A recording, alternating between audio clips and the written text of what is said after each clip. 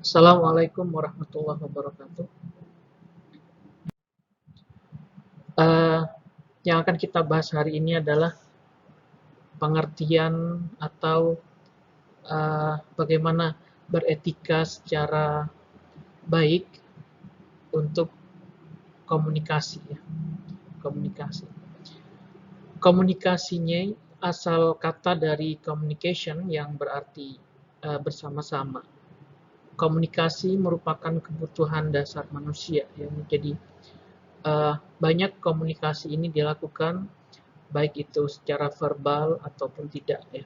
Komunikasi juga merupakan fondasi utama untuk memastikan uh, kepuasan klien.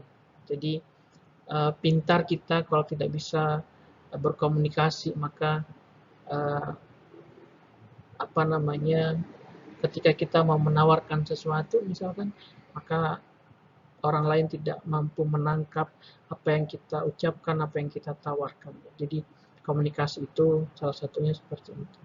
Yang terakhir, komunikasi baik dapat menumbuhkan uh, dan meningkatkan rasa percaya untuk menciptakan arus informasi terbuka. Ini menurut Stapleton pada tahun 2004. Ini secara pengantarnya seperti ini. Baik, kita lanjut ke pengertian dari komunikasi itu sendiri. Menurut beberapa pakar, komunikasi itu uh, adalah upaya seseorang untuk menyampaikan informasi kepada orang lain dengan cara yang sesuai dengan tingkat pemahaman orang yang dituju. Jadi ada beberapa orang itu ketika kita diajak bicara itu memang tergantung dari beberapa hal seperti umur, kemudian kematangan hidupnya, kemudian tingkat pendidikan dan lain sebagainya.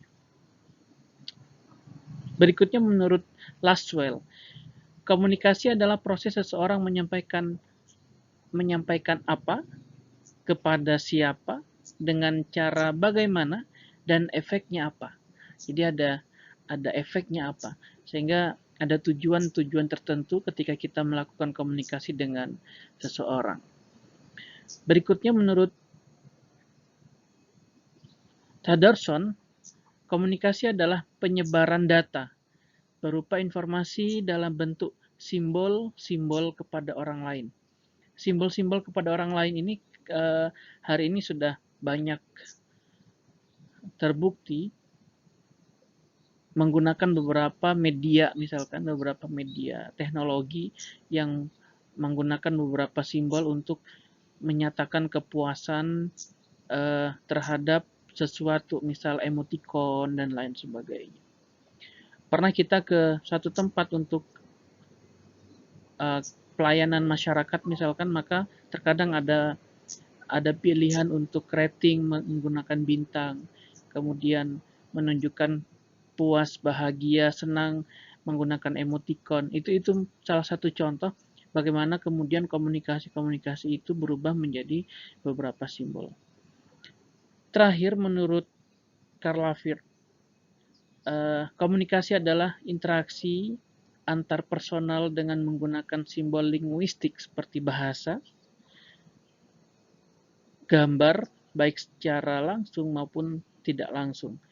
Secara langsung maupun tidak langsung ini kembali lagi tergantung ke media yang kita gunakan. Hari ini beberapa orang berkomunikasi lebih secara tidak langsung dan tidak hanya satu orang ke satu orang yang lain, tetapi satu orang ke banyak orang menggunakan media sosial dan lain sebagainya. Berikutnya adalah beberapa unsur komunikasi itu sendiri menurut beberapa ahli. Menurut Wilbur, beberapa unsurnya adalah komunikasi itu terdiri dari, mohon maaf ini lagi rekaman di desa ya, jadi banyak bunyi-bunyi hewan ya, termasuk ayam, kalkun, bebek dan lain sebagainya. Baik, itu unsur-unsur kehidupan di desa. Jadi unsur komunikasi menurut beberapa ahli itu yang pertama adalah harus ada komunikator. Komunikator itu saya, komunikan itu Anda misalkan. Jadi ada ada dua unsur yang pertama. Ada komunikator, pembawa pesan, ada pesan itu sendiri, dan ada komunikan yang menerima sebuah pesan. Kalau menurut Laswell, unsurnya tambah gitu. Ada komunikator, kemudian ada pesan, ada komunikan, ada media pembawa pesan itu. Dan pengaruhnya apa? Jadi unsurnya seperti itu, ditambah media dan ada pengaruh. Tentunya kalau pengaruh ini kembali lagi ke tujuan kita apa? Melakukan komunikasi. Ada tujuan-tujuan tertentu. Nanti kita akan membahas beberapa komunikasi berdasarkan struktural, formal, dan lain sebagainya. Yang jelas, unsur-unsur ini tidak terlepaskan dari ketika kita melakukan komunikasi. Berikutnya adalah macam-macam komunikasi. Yang pertama ada komunikasi formal dan ada komunikasi informal. Komunikasi formal ini adalah komunikasi yang dilakukan dalam jalur resmi kelembagaan sesuai dengan instruksi perintah. Pelaku berkomunikasi dengan tujuan mengatasnamakan dirinya sebagai perwakilan lembaga.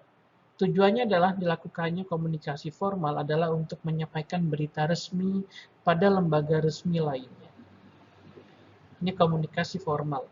Jadi kalau saya pernah dapat satu kasus, sebelum mengajar saya pernah di konsultan pendidikan di Surabaya.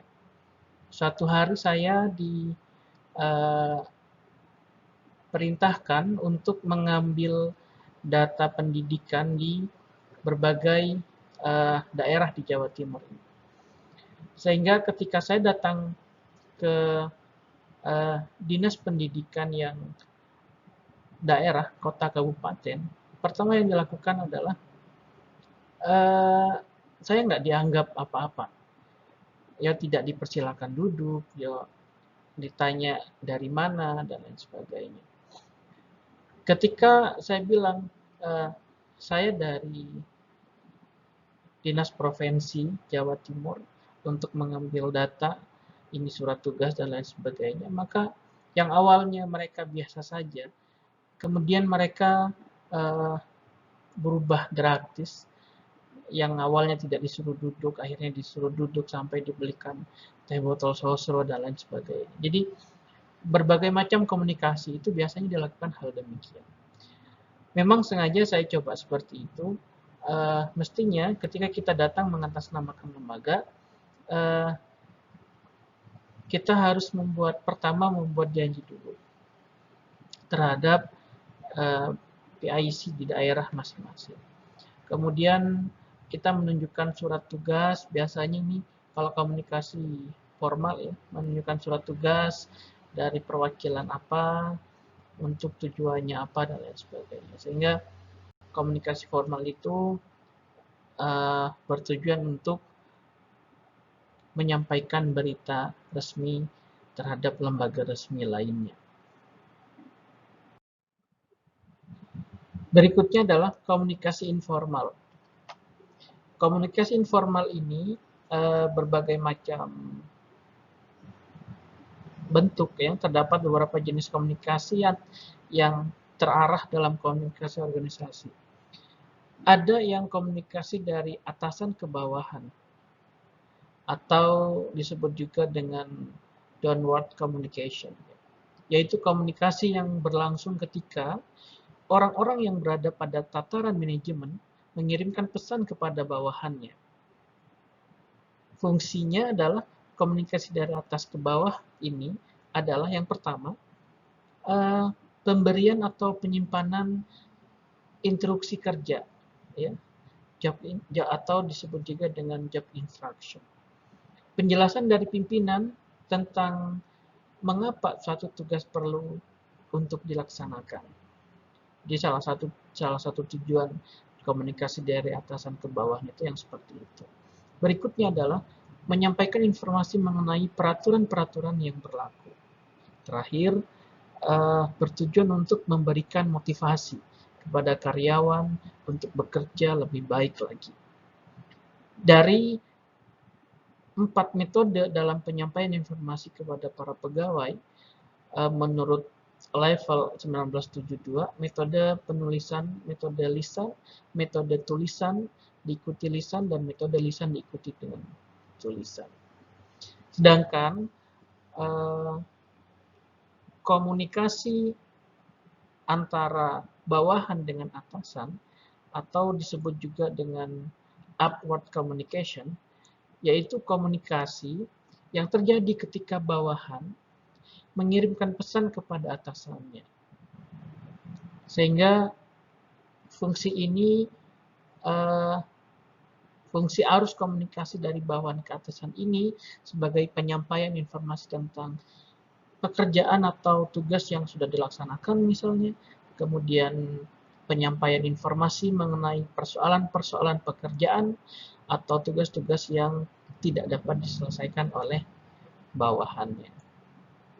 Kemudian komunikasi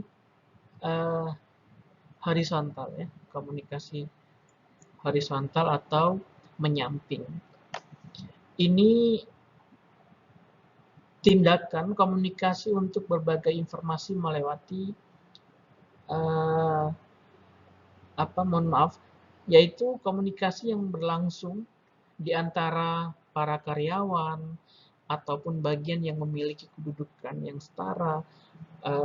Kalau di karyawan dengan karyawan, mungkin pejabat struktural dengan pejabat struktural.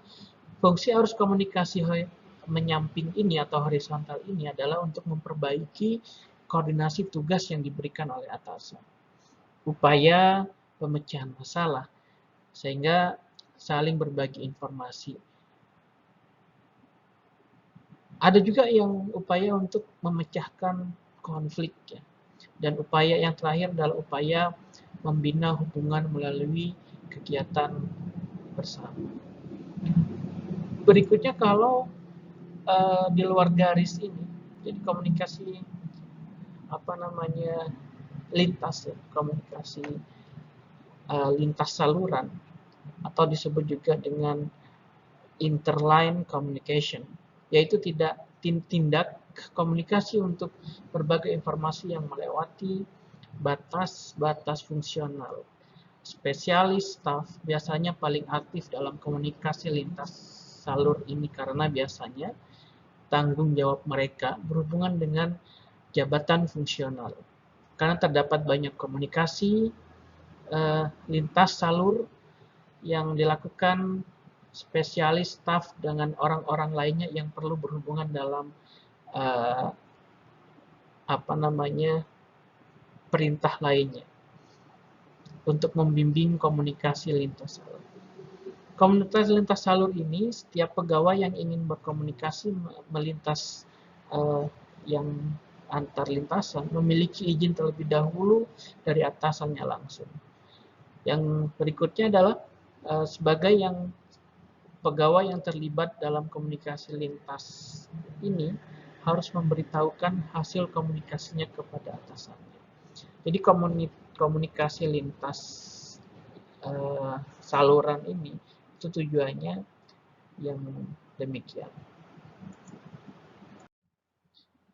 Berikutnya adalah komunikasi dalam sebuah organisasi. Komunikasi ini merupakan bentuk pertukaran pesan antara unit-unit komunikasi yang berbeda dalam organisasi tertentu. Organisasi sendiri terdiri dari unit-unit komunikasi dalam hubungan hierarki antara yang satu dengan yang lainnya dan berfungsi dalam satu lingkungan. Komunikasi organisasi ini melibatkan manusia sebagai subjeknya yang terlibat dalam proses menerima, menafsirkan, dan bertindak atas informasi tersebut. Organisasi sendiri berasal dari bahasa Latin, yaitu organizer, yang berarti sarana untuk satu dan lain orang bergantung. Menurut Evers Rogers, organisasi adalah sistem yang matang, berisikan orang-orang untuk mencapai tujuan mereka bersama, disertai dengan adanya kepangkatan dan tugas. Sedangkan menurut Robert, organisasi adalah sarana untuk mengkoordinasikan sumber daya manusia dengan sumber bahan dalam sebuah struktur dengan kewenangan yang ada di dalam dirinya.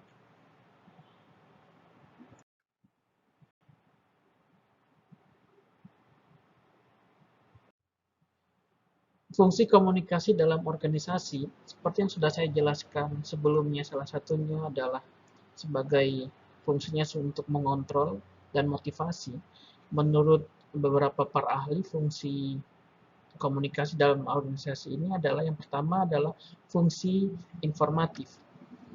Fungsi informatif di dalam organisasi ini diartikan sebagai suatu sistem pemrosesan informasi di mana setiap anggota organisasi diharapkan mampu memberi dan menerima informasi dengan baik guna kelancaran dalam menjalankan apa yang menjadi tugasnya. Berikutnya, fungsi regulatif. Ini berkaitan dengan peraturan-peraturan dan pedoman yang berlaku dalam suatu organisasi tersebut. Yang ketiga adalah fungsi persuasif. Ini merupakan cara lain dari perintah, di mana kebanyakan pemimpin berorganisasi lebih memilih menggunakan cara persuasif daripada perintah kepada bawahan.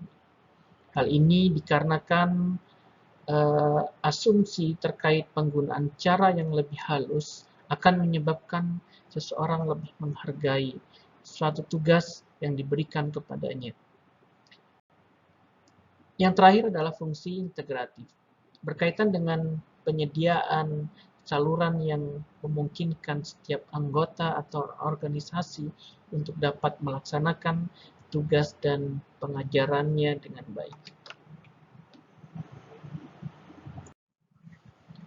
Berikutnya adalah dimensi komunikasi di dalam organisasi. Yang pertama ada komunikasi internal, yang kedua ada komunikasi eksternal.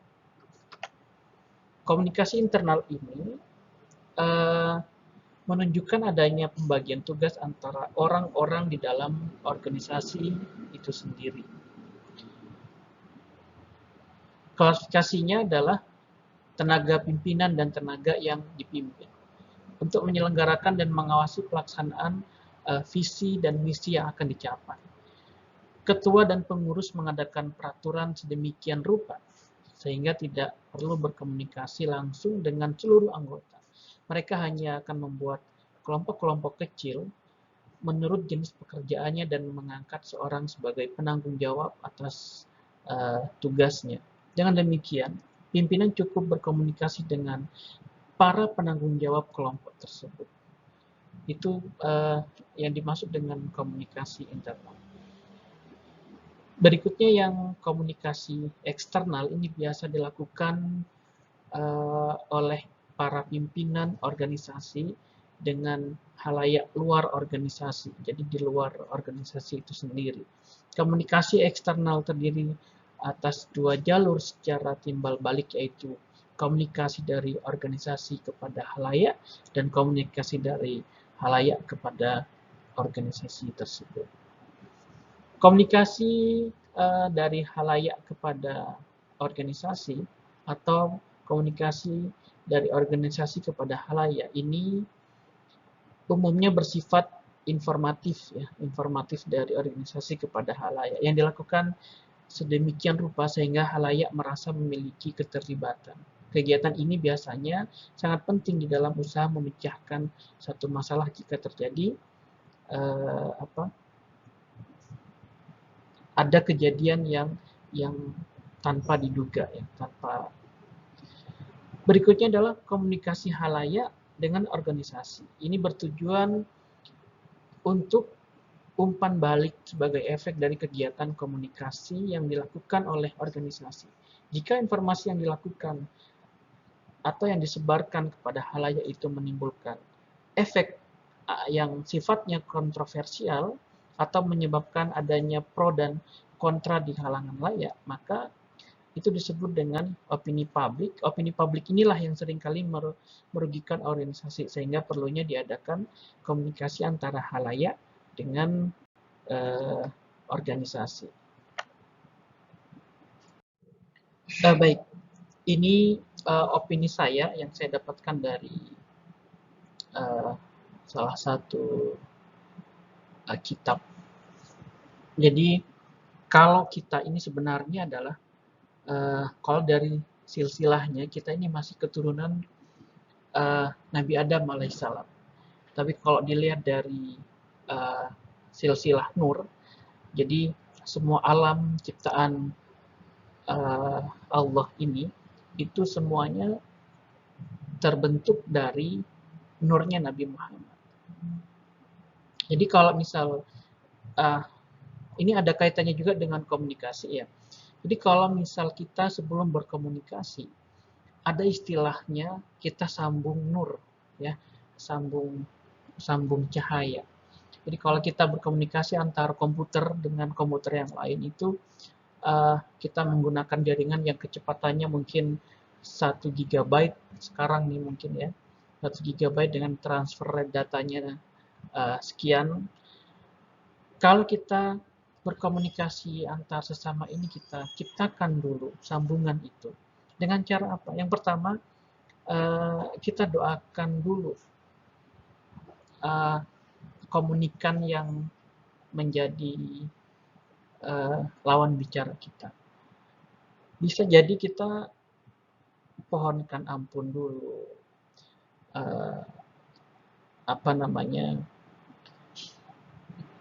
misal ya Allah semoga dosa-dosa yang akan saya diajak bicara hari ini diampuni, hutang-hutangnya diberikan kemampuan untuk membayar dan lain sebagainya. Kita bacakan Al-Fatihah dulu misalnya. Sehingga itu menurut saya itu pasti akan terjadi hubungan batin, terjadi kontak nyambung gitu. Sehingga kalau saya pengalaman seperti ini. Jadi ketika saya mau konsultasi ya, biasa konsultasi kalau tugas akhir itu kan walaupun kita benar, walaupun kita paham, tapi ada sedikit resah di hati. Nah, ketika saya melakukan hal-hal demikian, biasanya akan berubah. Yang awalnya kita pesimis, kita biasanya jadi optimis. Karena saya yakin yang saya doakan itu akan sambung nurnya. Itu yang pertama. Setelah melakukan hal-hal demikian, baru kita melakukan komunikasi. Saya kok yakin ketika kita melakukan berkomunikasi dengan apapun, ketika kita baca Bismillahirrahmanirrahim, saya yakin komunikasinya akan berkah. Tidak ada komunikasi yang ketika diawali dengan bacaan Bismillahirrahmanirrahim, komunikasinya insya Allah berkah. Karena komunikasi itu juga adalah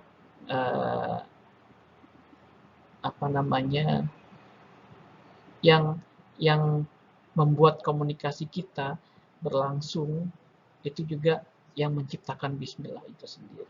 Itu opini dari saya.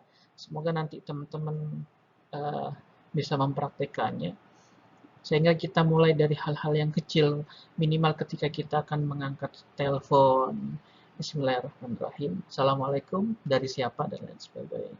Itu menurut saya penutup dari materi kedua ini terkait bagaimana berkomunikasi yang sebenarnya. Wabillahi taufiq wal hidayah. Wassalamualaikum warahmatullahi wabarakatuh.